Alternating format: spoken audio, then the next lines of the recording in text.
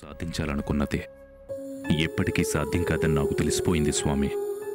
నేను ఆత్మవిశ్వాసంతో వేసిన ముందడుగని చెప్పి అది అతి విశ్వాసమని తేల్చి చెప్పి నా ధైర్యాన్ని కుంగదీసి నా అడుగును వెనక్కి లాగేసింది. అలా అనుకుంటే ఎలా నాయనా? ఎప్పుడు ఏం జరుగుతుందో మనం చెప్పలేం. ఎందుకంటే ఊహించనిదే జీవితం. ఊహించని జీవితం ఎదురయ్యి కష్టాలు బాధలు పడటం ఆ శ్రీరామచంద్రుడికే తప్పలేదు. మనమెంత నాయనా? అయినా మనం అనుకున్నది జరిగితే అది జీవితం ఎందుకు అవుతుంది చెప్పు?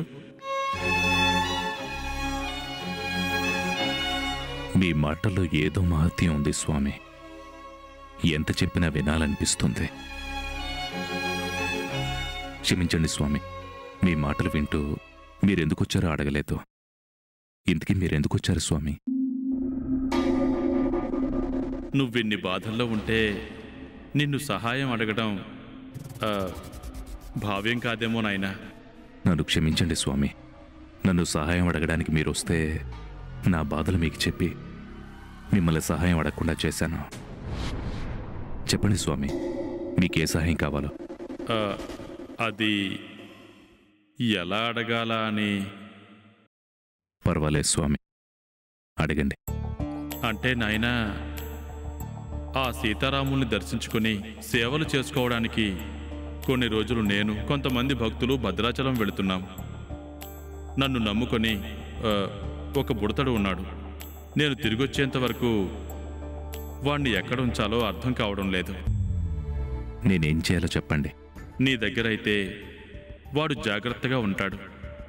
నీ సంరక్షణలో అయితే వాడికి ఏ కష్టం కలగకుండా ఉంటుంది. అందుకని నువ్వు సహాయం చేస్తే నేను తిరిగొచ్చే వరకు వాణ్ణి నీ దగ్గర వదిలిపెడదామనుకుంటున్నాను.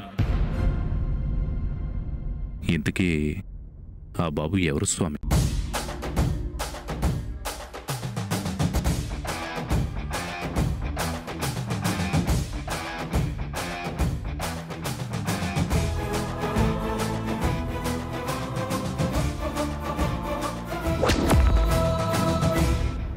చెప్పాను కదా నాయనా, నన్ను నమ్ముకున్నవాడు, నాకు కావలసినవాడు అని వాడి తల్లిదండ్రులు గొడవల్లో ఉన్నారు.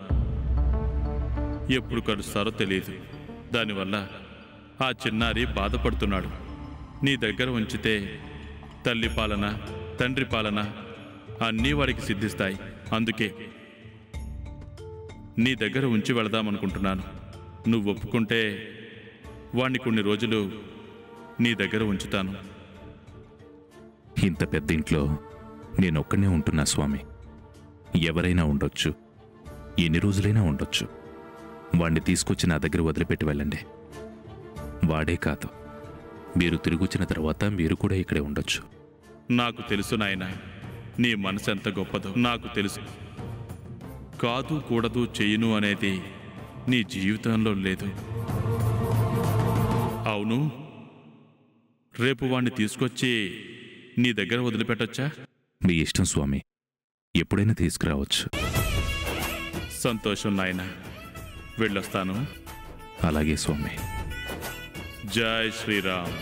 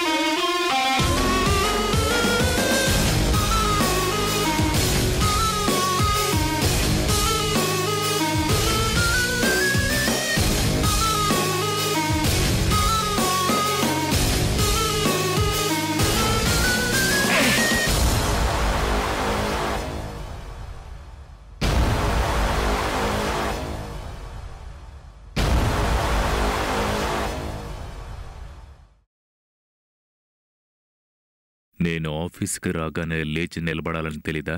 నేను నిలబడే ఉన్నాను కదా సార్.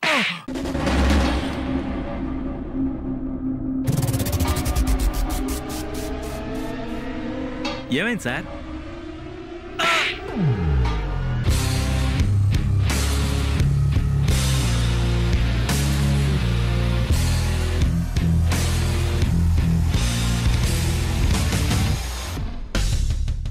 ఎంగిలి బీడి కాల్చేవాడి దగ్గర బీడీలు దొంగతనం చేసే నీలాంటి వాడికి ఆఫీస్ అడ్మినిస్ట్రేషన్ అప్పగిస్తే ఇదిగో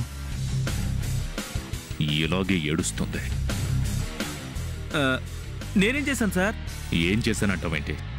ఆఫీస్ స్టాఫ్కి పనితో పాటు ఎండీ రాగానే లేచి నిలబడి గౌరవంగా విషయాలని నేర్పించాలని తెలీదా? పైగా నేను లేచే ఉన్నాను కదా అని వెటకారం ఒకటి. వాళ్ళందరూ నిలబడకపోతే నేనేం చేయాలి సార్? Good morning sir.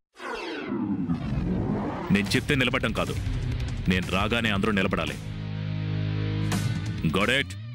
ఒక్క నిమిషం. ఎండి అన్నాక ఆఫీస్కి వస్తారు. ఆ పనుంది ఈ పనుంది అని 10 సార్లు అటు ఇటు తిరుగుతూ ఉంటారు.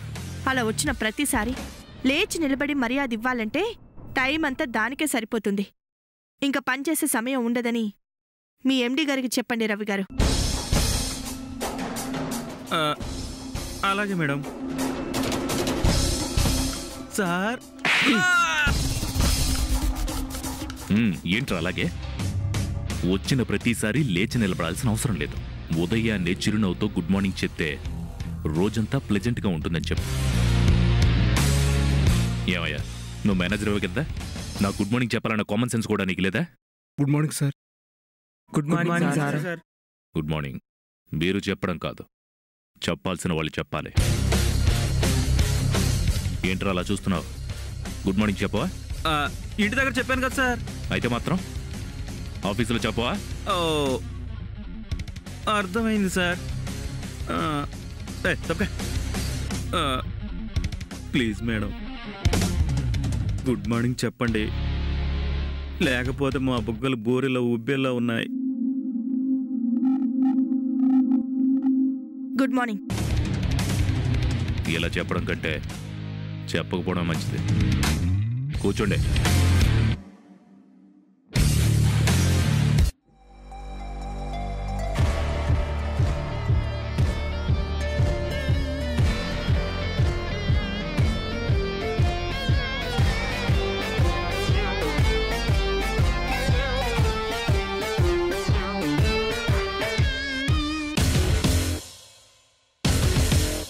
Ravi sir,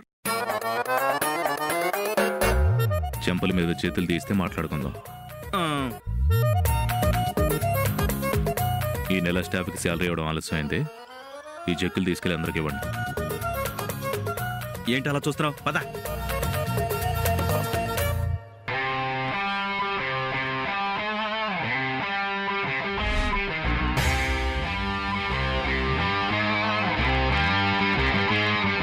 TR staff members, ఎండి గారు మీ శాలరీకి సంబంధించిన చెక్స్ ఇచ్చారు.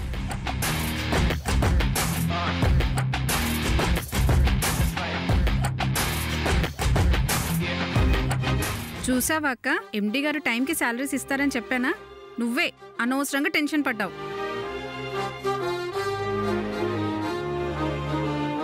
చెక్కులు ఇచ్చారు కదా, మరి వాళ్ళకి ఇవ్వాలి కదా. ఎవరిస్తారు? ఉడతలు బీకిన తాట్యాంక మొహం నువ్వును. తీసుకెళ్ళివా.